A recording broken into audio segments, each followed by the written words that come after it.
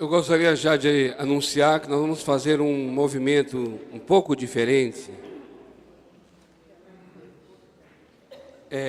mas é apenas um pouco. Como nós não somos um povo religioso, nós não somos guiados por normas, mas pela direção do Espírito no nosso interior. Amém? Então, assim, depois que nós compartilharmos a palavra, nós iremos imediatamente para a ceia do Senhor. E aí, após o momento de ceia, nós então estaremos à mesa compartilhando a palavra. Tá bom? Vocês entenderão. Queridos, nós estamos encerrando o mês de agosto. Hoje é dia 31, último domingo do mês. E o mês de agosto é um mês que nós nos norteamos por esse tema conquista. A partir do próximo mês, próximo domingo, nós temos um tema que é tão maravilhoso quanto, que é liberdade. Liberdade. Eu disse aos irmãos aqui que nossos temas eles são cumulativos, né? Isso significa que se é liberdade em setembro, não vamos conquistar mais nada em setembro, porque tudo de conquistar tem que ser em agosto. Não, mas nós estamos levando para setembro a conquista, a abundância, e aí lembrando dos outros temas, né? Abundância, o louvor, milagres, provisão, tudo que já tem sido ministrado. Mas hoje nós estamos com conquista. E eu gostaria de compartilhar essa palavra que considero ser a forma mais poderosa de nós experimentarmos conquistas do Senhor. Porque eu entendo uma coisa na Bíblia Sagrada, ao longo de todos esses estudos, e mais do que estudo, a revelação de Deus, que a certeza que nós temos das coisas que vamos ter, a certeza que nós temos das coisas que vamos possuir, a certeza que nós temos das coisas que vamos conquistar, essa certeza, ela é a fé. Como diz lá em Hebreus 11:1, a fé é a certeza. E essa fé, ela tem que estar em algo, em alguém. Então, o que a Bíblia tem me ensinado ao longo desses tempos de estudo, que a palavra tem mostrado, e na revelação de Deus, é que nós somos um povo que cremos. Fé é a certeza de uma coisa que não vemos. Nós somos um povo que nós cremos numa obra que Jesus Cristo fez. Nós somos um povo que cremos na pessoa do Senhor Jesus e cremos na sua obra. Então nós cremos na vida dele e na obra dele. E porque nós cremos em sua vida e em sua obra, a certeza que nós temos daquilo que vamos conquistar é fundamentada na realidade daquilo que ele já conquistou. Vida cristã nunca é o que eu vou ser. Vida cristã é o que eu vou manifestar, aquilo que eu já sou.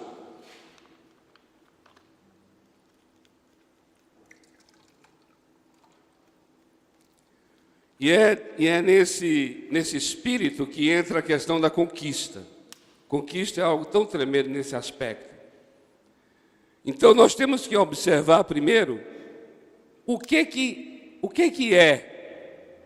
a palavra de Deus fala sobre as coisas que já são. porque nós vamos manifestar estas coisas. E eu queria começar com vocês por Mateus capítulo 16, versículo 18.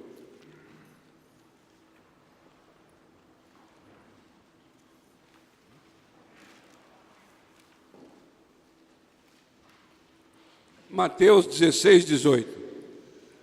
Pois também eu te digo que tu és Pedro, e sobre esta pedra edificarei a minha igreja. Obrigado, querido. E as portas do Hades, essa tradução aqui está muito boa, é Hades mesmo, né? Inferno.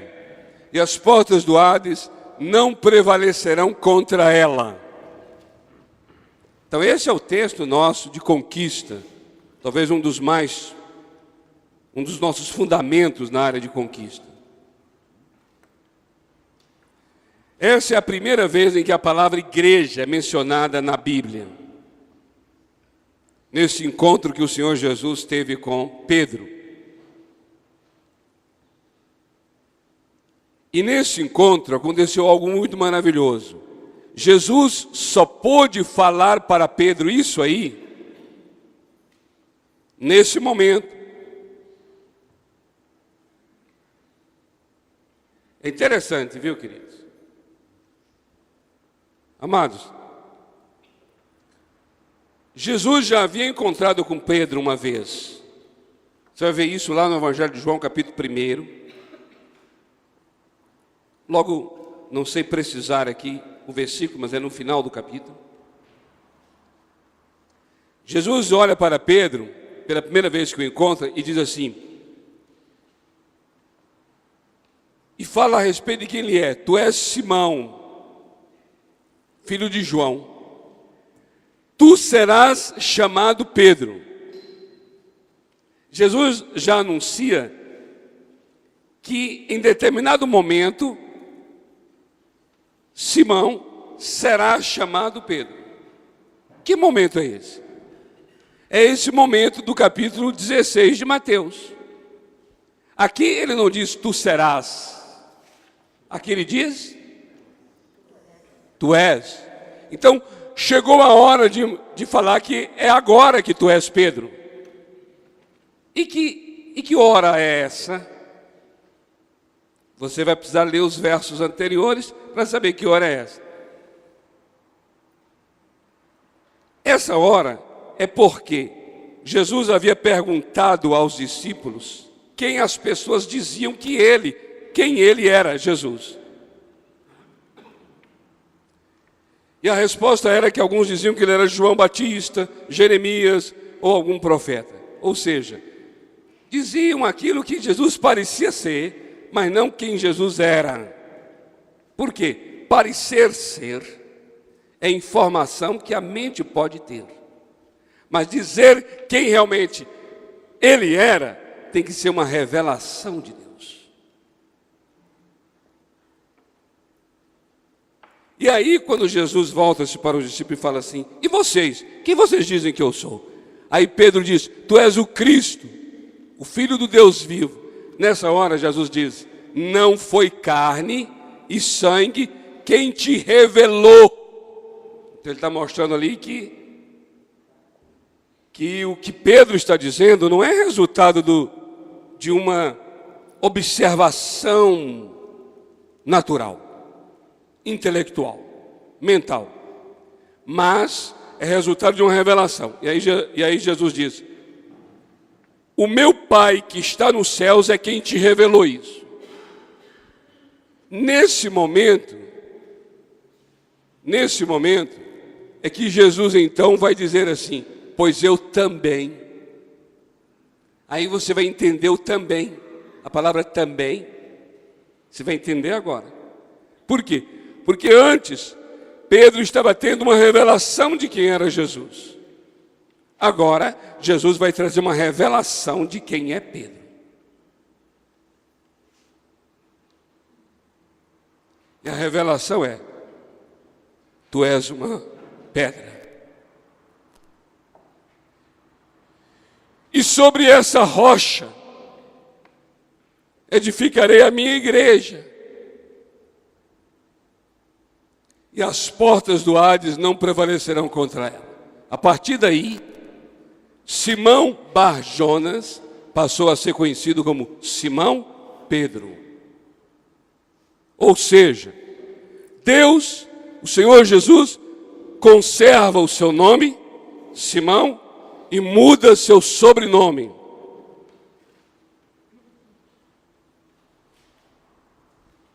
Porque o seu nome, Simão, está ligado ao homem que ele continua sendo. Mas o seu sobrenome é mudado, porque sobrenome está ligado à família, mostrando que a genealogia dele é que foi alterada.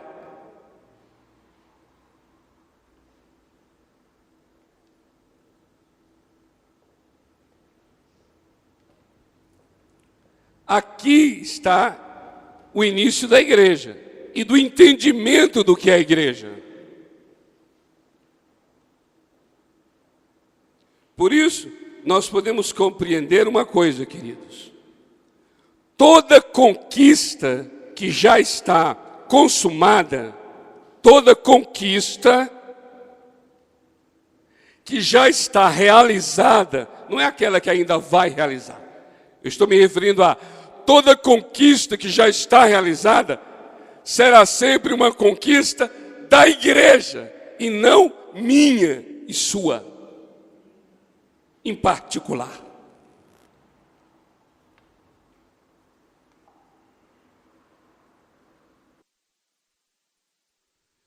Porque a igreja, ela é uma realidade de Deus. A igreja é uma construção divina. A igreja é de origem divina. A genealogia da igreja, ou seja, o pai, a raiz da igreja, ela é sobrenatural, ela é do alto, ela é de cima, ela é celestial, ela é divina. Ela é feita por Simãos, gente humana que somos nós, mas ela é da mesma natureza do Senhor Jesus. Ou seja, se Simão é uma pedra, Jesus é uma rocha.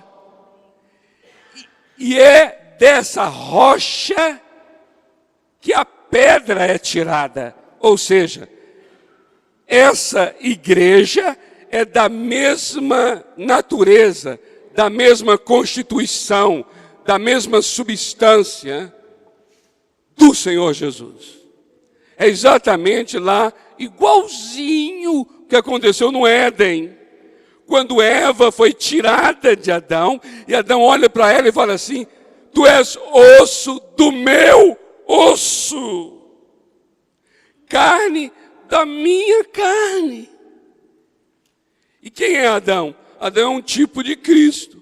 E quem é Eva? Eva é um tipo da igreja. Então quem é a igreja? A igreja é aquela que é formada do Senhor Jesus.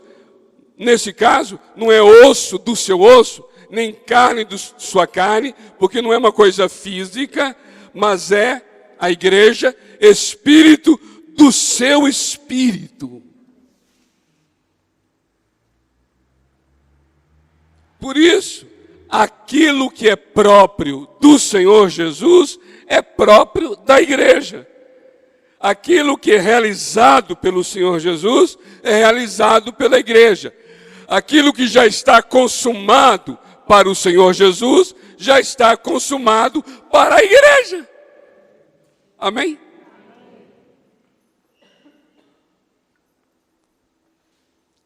Beleza.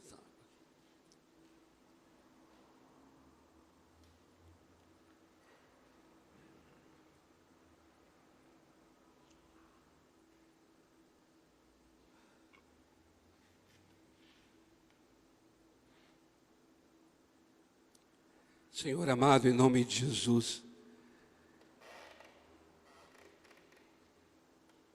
os olhos não viram, os ouvidos não ouviram, aquilo que o Senhor tem preparado para aqueles que o amam.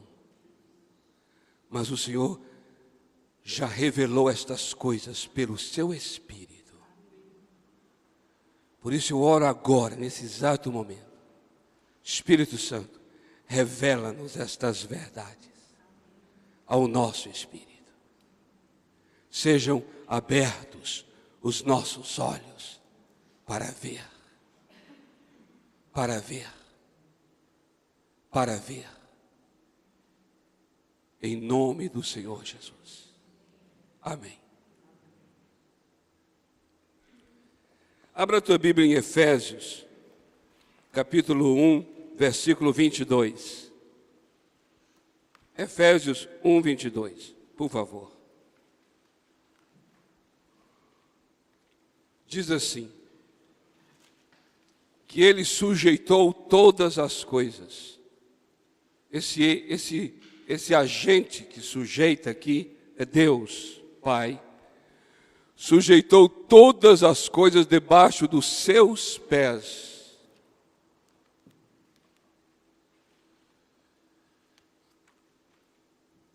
Dos pés do Senhor Jesus. E para ser cabeça, e para o Senhor Jesus ser cabeça sobre todas as coisas, o deu. Você pode entender aqui tanto de Jesus, ele se dando, quanto do Pai dando o Filho. A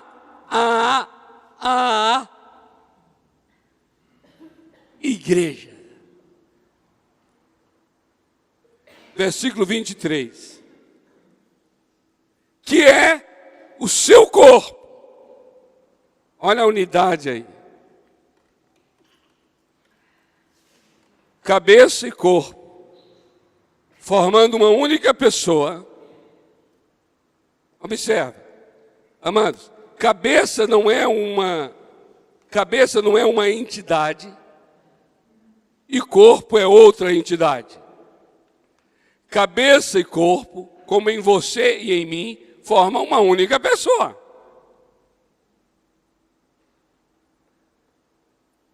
E que pessoa que se forma aqui?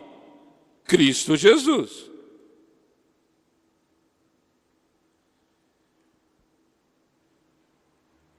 E agora observa esse corpo. Esse corpo, ele é a plenitude daquele que cumpre tudo em todas as coisas. Tem uma outra versão que diz que a igreja é essa realidade, que essa plenitude que a todas as coisas enche.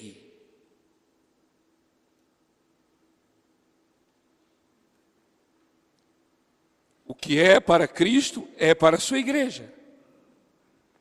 Por quê? Porque a igreja e Cristo formam uma só pessoa. É interessante Efésios, porque a epístola ela tem 6 capítulos. Os capítulos 1, 2 e 3 mostram a realidade que é. Mostra essa realidade de coisas consumadas.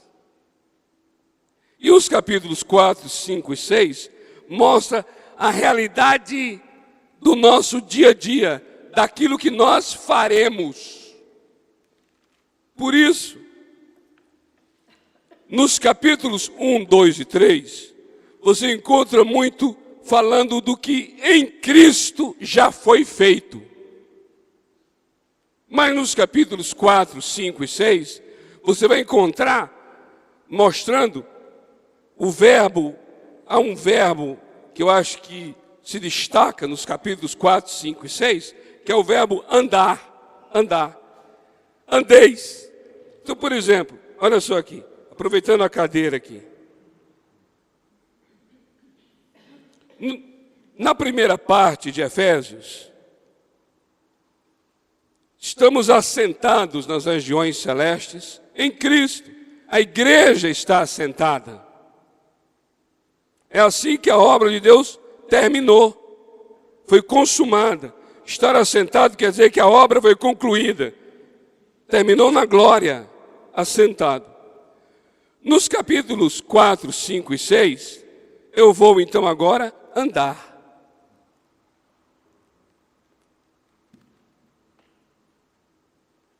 Mas eu não tenho que andar, ou seja, meu modo de vida, andar significa conduta, modo de vida, o dia a dia da gente. O dia a dia em todas as áreas da vida. A questão é, eu não vou andar para ser digno de estar assentado. Não. Eu já estou assentado e agora, por causa disso, é que eu vou andar. Eu não ando para me assentar. Eu estou assentado e agora vou andar. E eu vou andar de modo digno de uma pessoa que já está sentada. Amém, amados? Queridos, isso vai precisar de outra oração. Pai amado, em nome do Senhor Jesus, mais uma vez, assim como Paulo orou pela igreja em Éfeso, eu oro por nós aqui nessa manhã. Dai-nos espírito de revelação e de sabedoria no pleno conhecimento do Senhor. Abra agora, ilumina os olhos do nosso coração. Em nome do Senhor Jesus. Amém.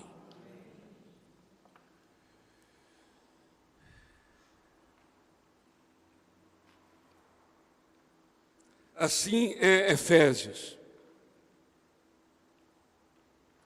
Por isso é que é interessante nós entendermos essa questão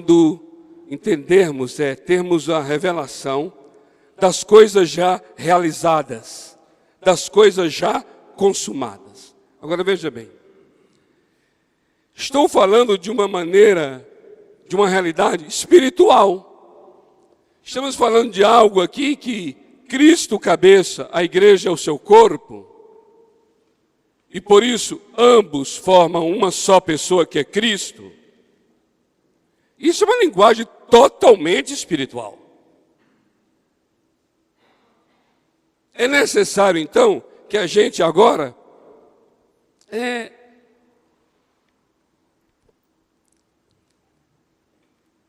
se assente um pouco nessa realidade espiritual e traga um pouco aqui para a nossa realidade. Como é que as coisas vão, de fato, acontecer conosco? Para isso, eu vou pedir aos irmãos, nós abrimos em Mateus capítulo 18, a partir do versículo 15. Vamos ler alguns versículos aqui, Mateus 18, a partir do versículo 15.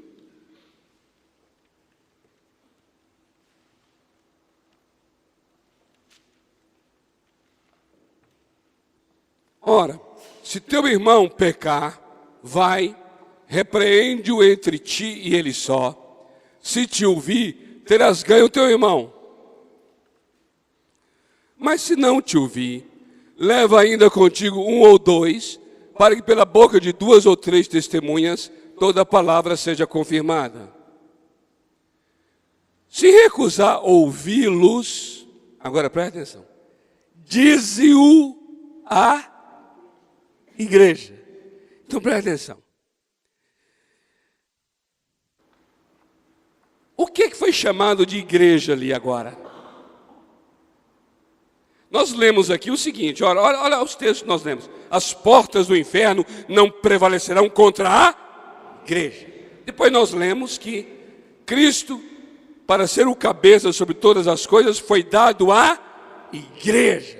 Agora estamos lendo a palavra, a mesma palavra igreja, nesse contexto. E nesse contexto está acontecendo uma situação muito prática e muito visível e muito física. O irmão pecou. Foi repreendido, não aceitou. Levou alguém como uma testemunha para corrigir o irmão, também com 2 ele não aceitou. Mas que irmãozinho. Então agora vamos resolver a questão. Diz-o a igreja. Então vamos abrir mais um pouco o leque.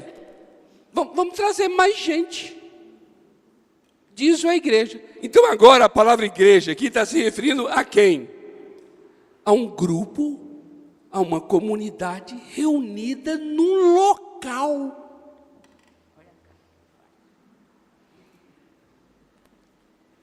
Presta atenção. Como é que é interessante? Porque se fosse essa palavra igreja, fosse aqueles outros 2 contextos que falamos, imagina, a igreja está sentada nas regiões celestes. Aí o irmão pecou, você vai mostrar a igreja. Igreja!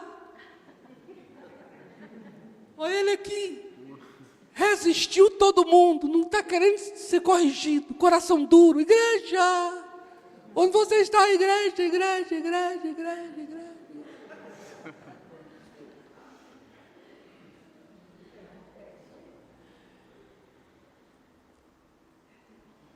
Tem que ter uma realidade prática, visível, entende, queridos? Então aqui está dizendo uma comunidade. Agora, se também recusar ouvir a igreja, então a igreja fala. A igreja fala. A igreja ri, não ri? Olha, a igreja ri. A igreja fala, a igreja ri. Considera-o como gentil e publicano. Gentil e publicano quer dizer, é uma maneira de dizer assim, considera-o afastado dessa comunidade. Agora veja o verso 18. Terrível esse verso 18. Em verdade vos digo, tudo quanto ligardes na terra, será ligado no céu. E tudo quanto desligardes na terra, será desligado no céu. Aí eu falo, meu Deus, o que esse versículo está fazendo aí? Porque olha só a relação que está fazendo aqui. A pessoa está sendo desligada da comunidade, ela está sendo desligada do céu.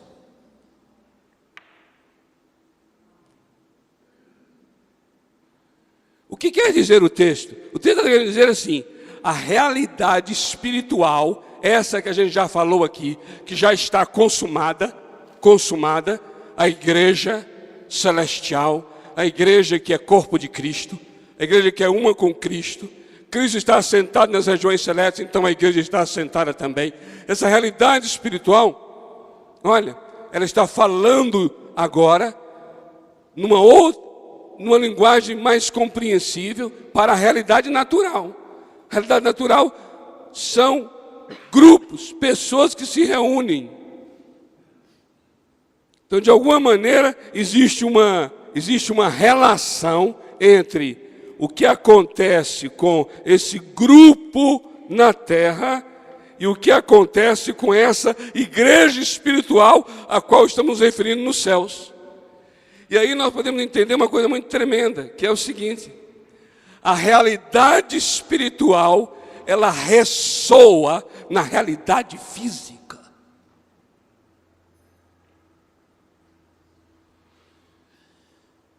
Isso quer dizer o quê? Que na realidade física nós podemos ou manifestar aquilo que já somos, ou andar em desacordo com aquilo que já somos.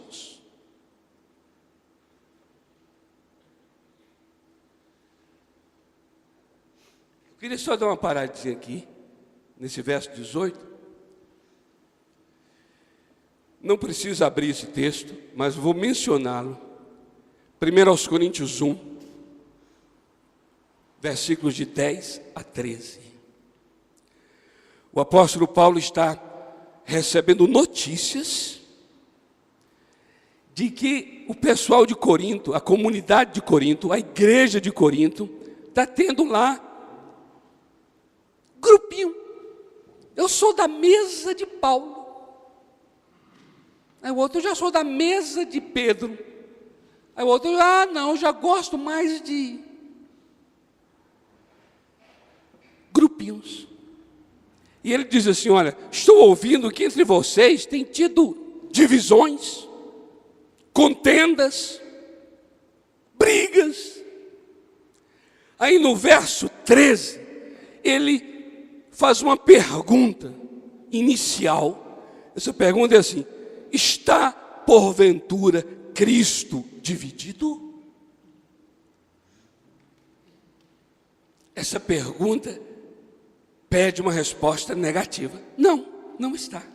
Então preste atenção. Se Cristo não está dividido, por que vocês estão? O que Paulo está mostrando ali é o seguinte: vocês podem ser o retrato daquilo que vocês já são, ou vocês podem rasgar o retrato e cuspir nele.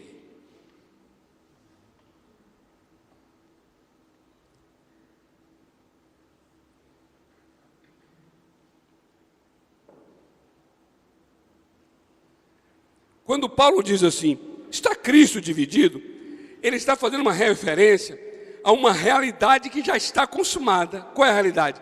Cristo não está dividido. Então, se Cristo não está dividido, eu quero que vocês andem de modo digno desta realidade. E, amados, vou dizer uma coisa a vocês aqui. Andar de modo digno dessa realidade é uma iniciativa nossa. Mas o que vai acontecer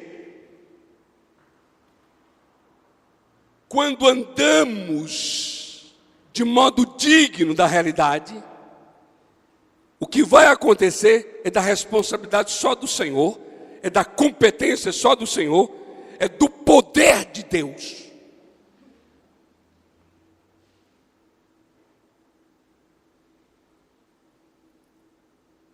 O que eu posso fazer é preparar um terreno, plantar a semente e regá-la.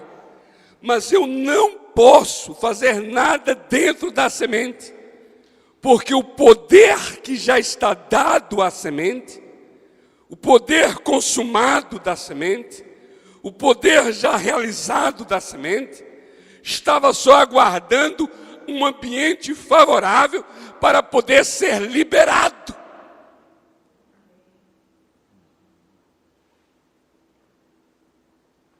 Então o que estamos falando é, quando se anda de modo digno, você manifesta aquilo que já é. Aquilo que já é conquistado por Deus. E andar de modo digno é iniciativa nossa.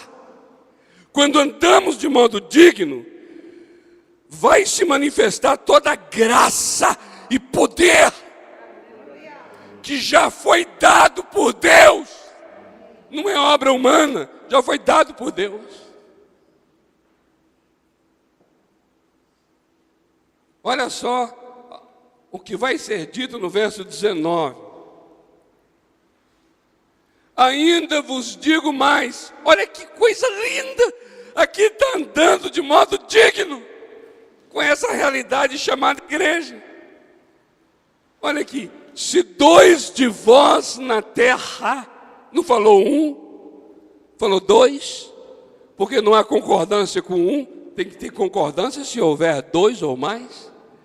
Se 2 de vós na terra concordarem acerca de qualquer coisa que pedirem, isso lhe será feito por meu Pai que está nos céus.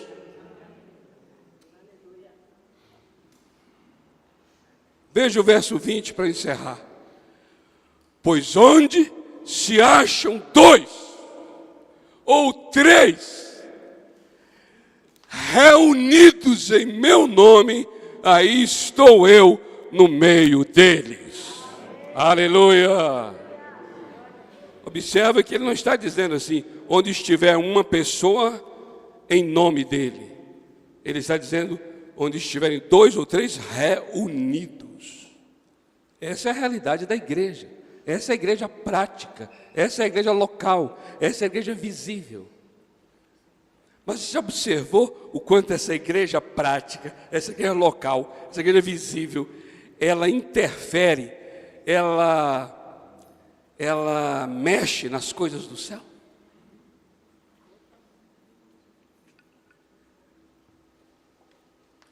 As coisas dos céus dizem respeito àquilo que já somos, e as coisas da terra dizem respeito ao modo como andaremos. A grande questão é: nós andaremos de modo a manifestar aquilo que já somos, ou nós vamos ferir o próprio corpo? Ou nós vamos nos morder a nós mesmos?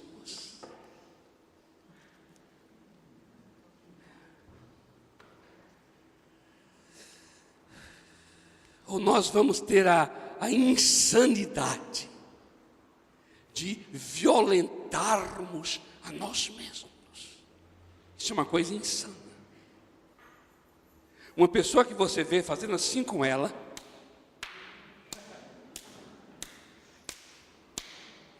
você diz, ele é insano.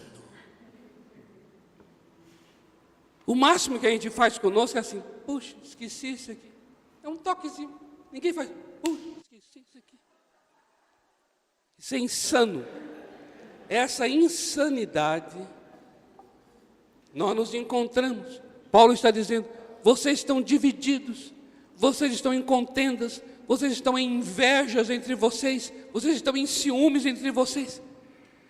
E no entanto, Cristo não está dividido. Então vocês estão se levantando contra vocês mesmos, contra uma realidade tão tremenda que é: Cristo não está dividido.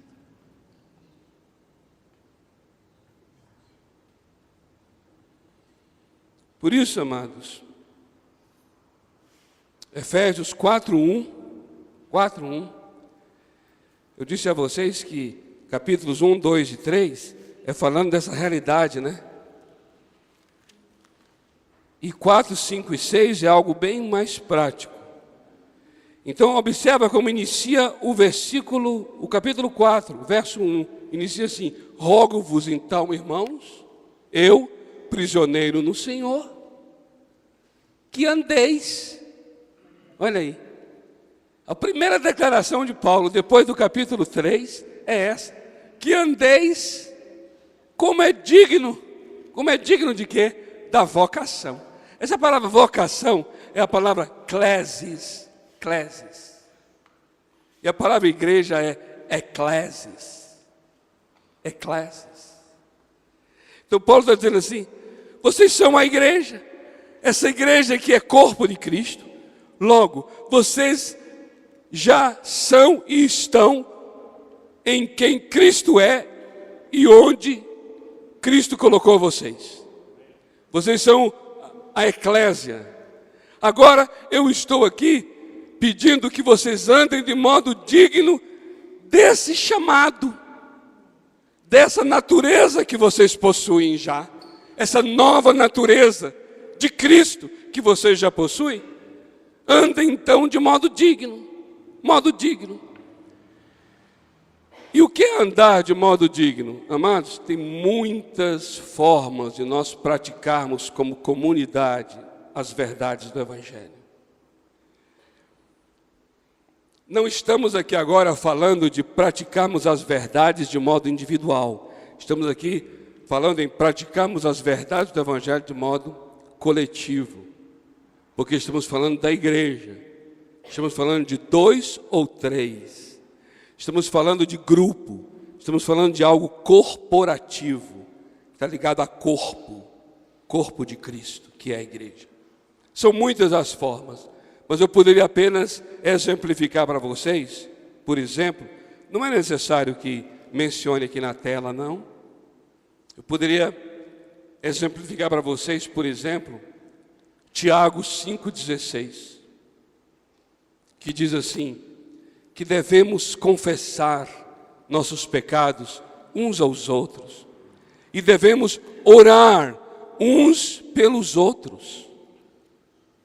Então, uma coisa que eu chamo a atenção nesse versículo é a oração em conjunto, a oração coletiva, a oração em grupo.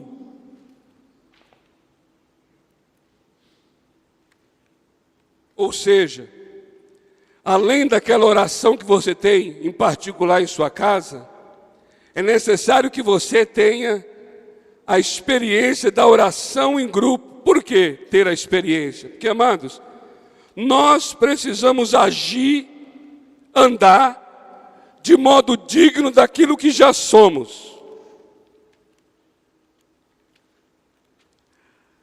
Orar junto com o outro é como se você estivesse plantando a semente e regando. Ou seja, você faz o que te cabe. Mas é interessante, o que você está fazendo, orando junto com o outro, está alinhado, está harmônico, está em concordância com essa realidade espiritual. E qual é essa realidade? A de que a igreja do Senhor, a igreja, está assentada nas regiões. A igreja do Senhor é uma igreja que não está dividida.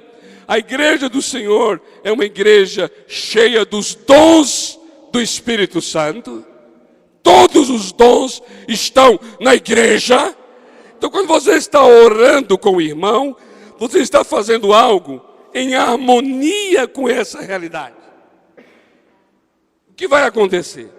O que vai acontecer é que nós vamos manifestar essa natureza, essa identidade, essa conquista que já foi consumada. Amados, nós não vamos orar para conquistar. Nós vamos orar juntos com os irmãos.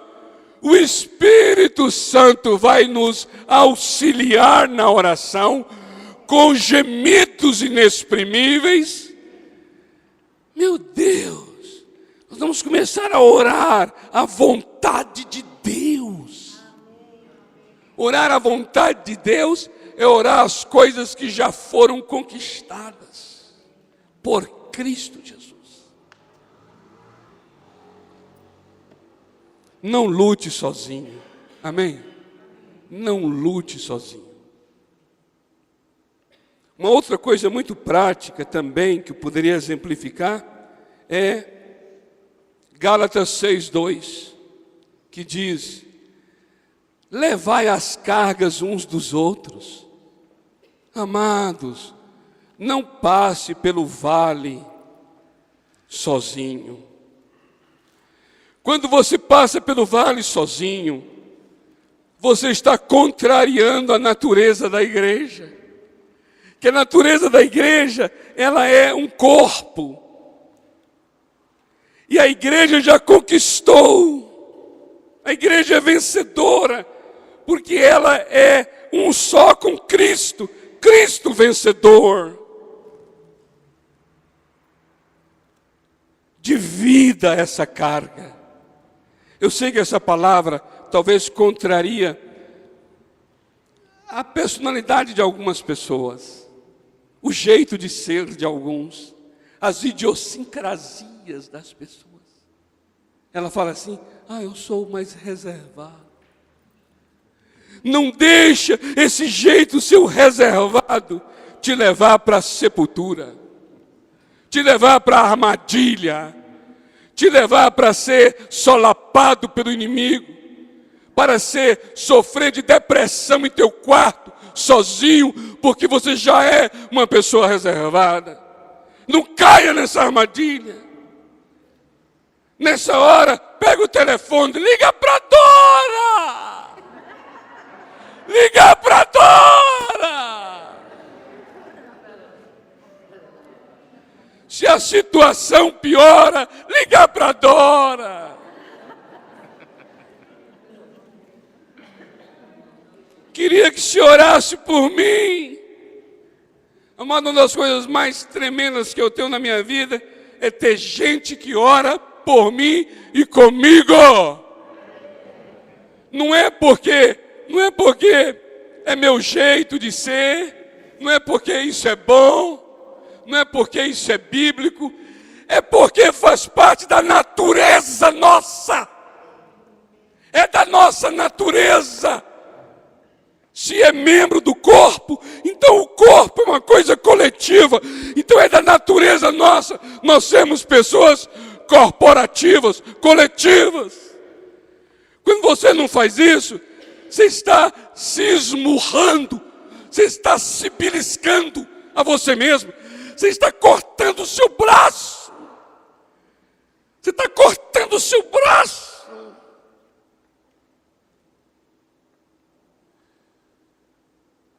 Mas é tremenda a oração da igreja, é tremenda a oração do corpo. Os dons do Espírito Santo foram dados ao corpo, à igreja. Então, quando estamos orando, eu não tenho tudo, eu tenho uma porção, mas o outro irmão tem outra porção, o outro tem outra porção, o outro tem outra. Aí Paulo diz assim: um traz palavra de sabedoria, o outro traz uma palavra de conhecimento, o outro traz ensino. Imagina eu sozinho com ensino, e não tem a palavra de sabedoria, não tem a palavra de conhecimento. É maravilhoso quando diz assim: um traz isso, um traz aquilo, o outro traz aquilo. Coisa linda.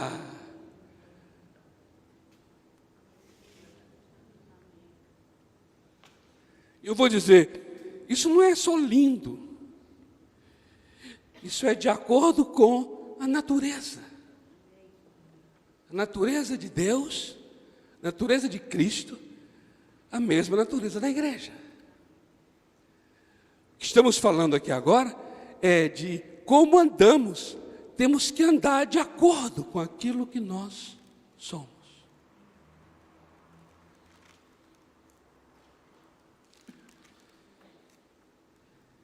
Uma outra coisa muito tremenda é 1 Coríntios 5:8.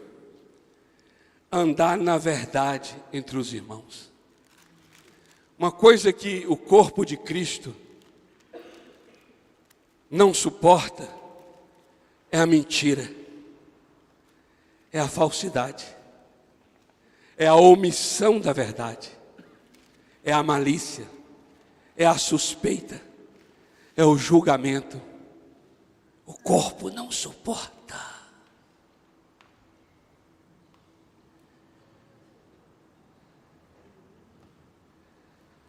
Imagina você tomando alguma coisa que teu corpo não aguenta. Imagina você tomando um medicamento, alguma coisa que você sabe que aquilo vai destruir teus órgãos. Você está se levantando contra. E a palavra diz: quando vocês forem repartir o pão, tira do vosso meio o fermento velho. E comam o pão sem fermento, pão asmo. E que pão asmo é esse? É o pão asmo da sinceridade e da verdade. E para encerrar, eu queria dar um outro exemplo. 1 de Pedro 4:10, que vai dizer assim: queridos, uma coisa tremenda que nós precisamos aprender a andar é realizar o ministério que Deus nos deu junto com os outros. Oh, meu Deus! Isso é lindo! Não é? Deus deu a cada um aqui um ministério. Acontece que esse ministério tem que ser realizado junto com os outros. Olha que coisa linda. Servindo uns aos outros, conforme o dom que o Senhor nos deu. Quanta gente está, sabe, no meio do grupo, mas está assim, afastado. Aquele talento lá já está assim, aquele dom escondido, enterrado. E a pessoa triste e sem saber a razão da sua tristeza. Porque uma das coisas que dá alegria para a gente é estarmos fazendo aquilo para o qual nascemos para fazer. E fazer com os outros É o que a palavra fala. Uns aos outros. Uns aos outros. Amém? Há um texto em Eclesiastes, capítulo 4, versículo 9, que diz assim: é melhor ser dois do que um. E aí no verso 12, diz assim: se alguém vier resistir, se alguém vier prevalecer contra um, os dois lhe resistirão. Não é verdade? É melhor ser dois que um. Aí o verso 12 diz assim: se alguém quiser se levantar contra um, os dois resistirão.